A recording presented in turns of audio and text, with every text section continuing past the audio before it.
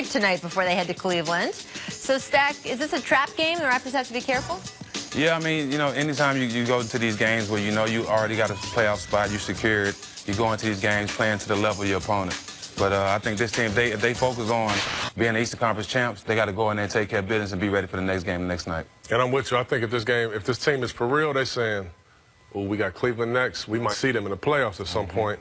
Let's get this game over with in Orlando. Starters should be resting in the fourth quarter. Right. Ready to get on that plane and get to Cleveland. The thing about trap games is early in the season you can fall into trap games. Late in the season against a team like the Magic, they're working so hard to lose that even by accident Raptors start losing. Orlando is going to try to help them out and make sure that the tank is on there still. So I think they'll be okay. I do want to say, though, in the Orlando game tonight, this is going to be very cool.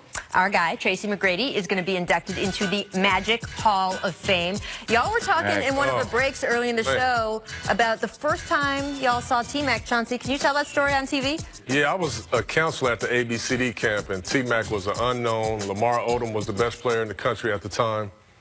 And the first game of the camp, T-Mac played against Lamar. And I'll just say this. He went from unknown to the best player in the country. Really? In one game.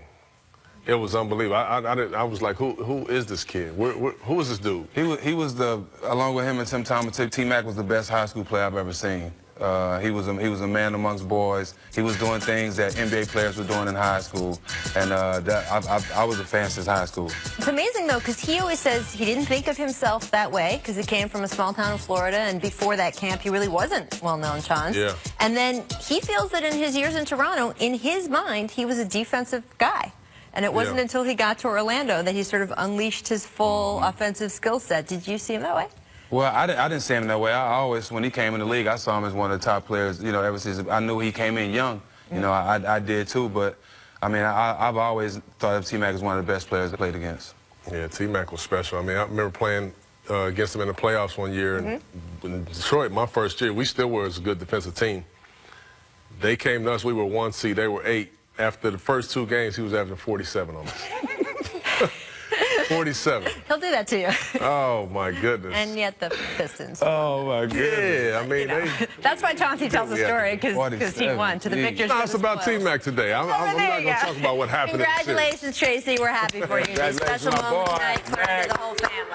All right, our League Pass game in the night, Clippers Timberwolves. Jimmy Butler, of course, out tonight as he continues to recover from knee surgery. But according again to our New York Times friend Mark Stein, Butler has been wearing his jersey under his suit. Yep, T-shirt, jersey. There you go. Yep, the X-ray vision there. I mean, come on. What does that tell you, Stack, about Say it. That's one guy you can't question if he loves the game. He's trolling right now with the jersey, but we all know he wants to be out there playing that game he loves. We all know that. This is a big game in the standings, though, right, Chauncey? This is a huge game in the standings. And if the Clippers want any chance to make the playoffs, tonight is a must-win.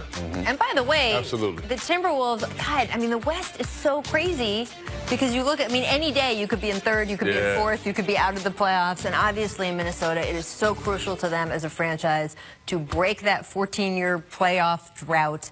If they don't make it after this, after being locked in a good position the whole season, and all of a sudden at the end, I mean, we know about Jimmy's injury, but still. Well, I mean, you know, you really can't say but still. Your best player's down. Okay, but you got Karl Anthony Towns on that team. You got Andrew Wiggins, who just gave a large amount of money on that team. And you're absolutely right, but you're missing your best player, your leader, your best defender.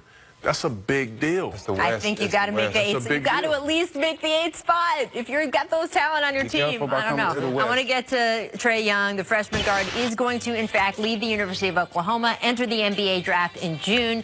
Young would be the first player to lead Division I in scoring and assists since assists became official in 83-84. If you've not seen Adrian Wojnarowski's piece on ESPN.com, go check that out. It is fantastic. Chauncey, what do you think about Trae's game and how it is going to break down into the NBA? Well, I love his game. I really do. I think his game is made for the NBA. The way the spacing is today, the emphasis on the 3-ball. But the thing that I love most about him is his passing. I mean, he really does make good passes, right hand, left hand. That's an underrated thing for a point guard, being able to pass with your left hand on the money. And he does it very good. He's very competitive. I just think he's going to be a very good NBA player.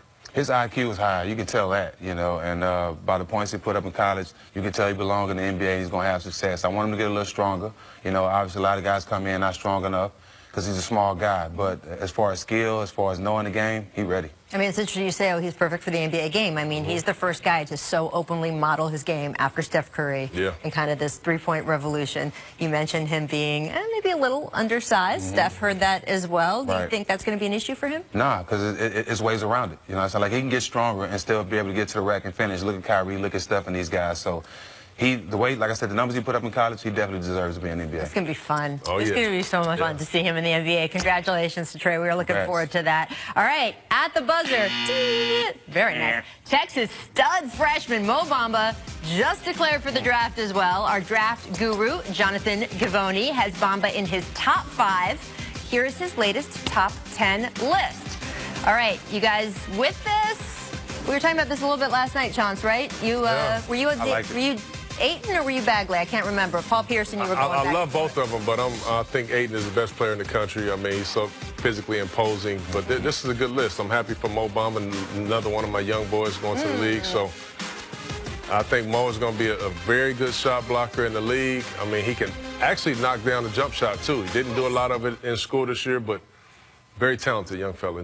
Like you said, needs to get a little stronger and gain a little weight, though. Yeah, and he needs to work on his offense a little bit. I think as far as the offense being able to catch and spot up, he's going to have to work on that, too. But I like the draft. It looked nice. I don't know. Producer Danny, very happy to put Ayton at the top of that list. I know all about you, Mr. Arizona.